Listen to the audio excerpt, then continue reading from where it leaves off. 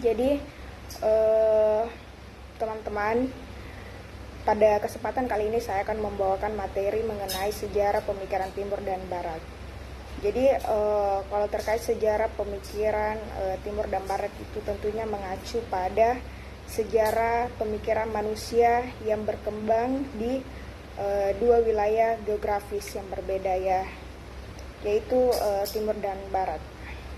Sejak zaman kuno, jadi masing-masing wilayah memiliki perbedaan dalam cara pandang, cara memandang dunia, manusia, dan hubungan antara keduanya. Jadi kalau pemikiran Timur itu lebih banyak dipengaruhi oleh spiritualitas, filsafat, dan agama, sementara untuk pemikiran Barat itu lebih banyak dipengaruhi oleh pemikiran rasional dan ilmiah. Pemikiran Timur itu cenderung melihat dunia sebagai kesatuan yang harmonis, sedangkan pemikiran Barat itu cenderung melihat dunia sebagai kumpulan benda-benda terpisah yang dapat dipelajari secara empiris.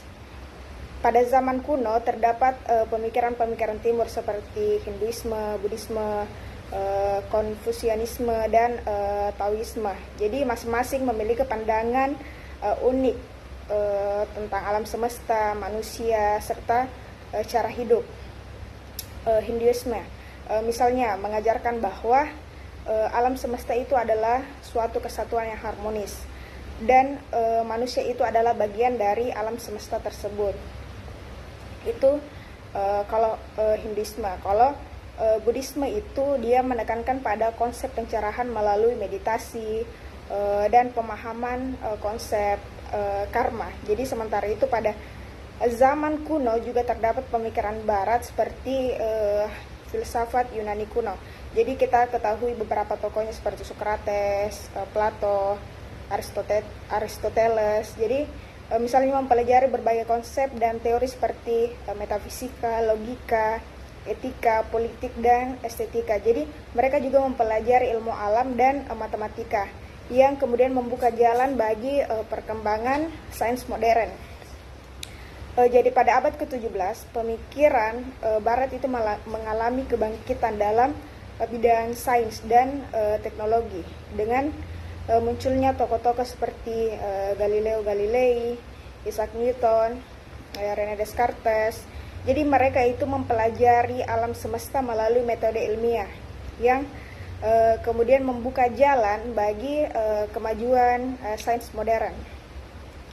Kalau di sisi lain, pemikiran Timur itu tetap bertahan dan terus berkembang hingga kini, seperti praktik meditasi dan konsep keharmonisan sosial. Jadi seiring dengan perubahan sosial dan politik pada abad ke-18 dan ke-19 itu, pemikiran Barat juga mengalami perubahan signifikan dengan munculnya gerakan-gerakan seperti pencerahan, romantisisme, liberalisme, dan marxisme. Jadi masing-masing gerakan ini memperjuangkan hak asasi manusia,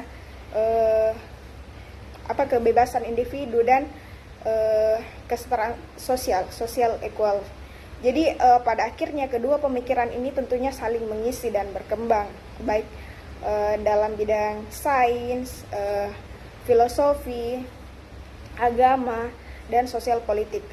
Kemudian kita mengerucut kepada dua pemikiran tadi. Kalau pemikiran Timur itu dia kebanyakan berasal dari Asia, terutama dari Cina, India, dan Jepang. Jadi pemikiran Timur itu seperti yang saya katakan tadi, dia cenderung bersifat spiritual, filosofis, dan agamis. Contoh beberapa tokoh pemikir Timur itu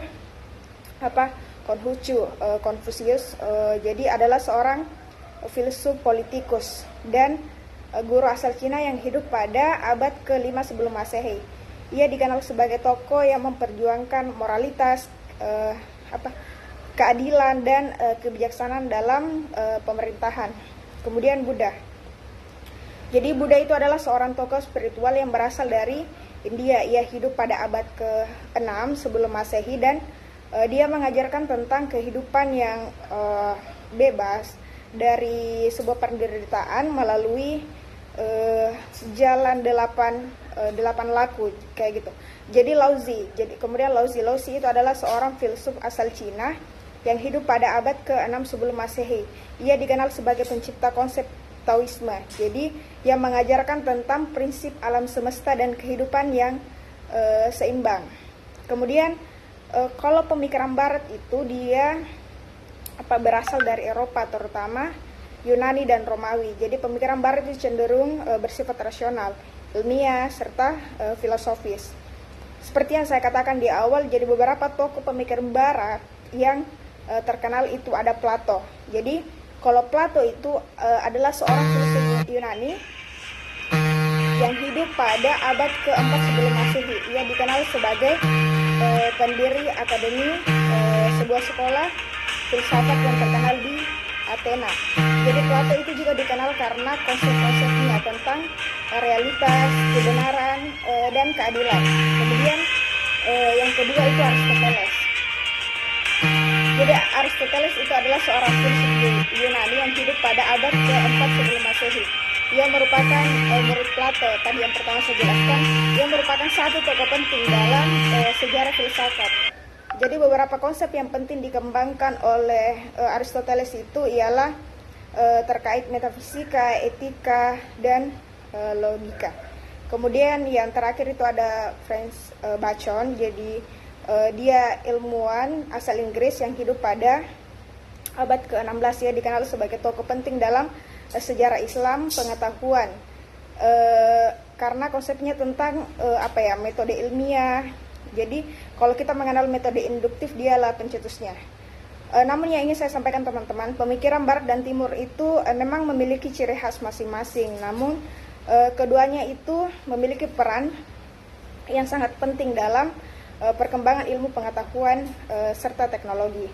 Jadi bisa dikatakan bahwa kedua pemikiran ini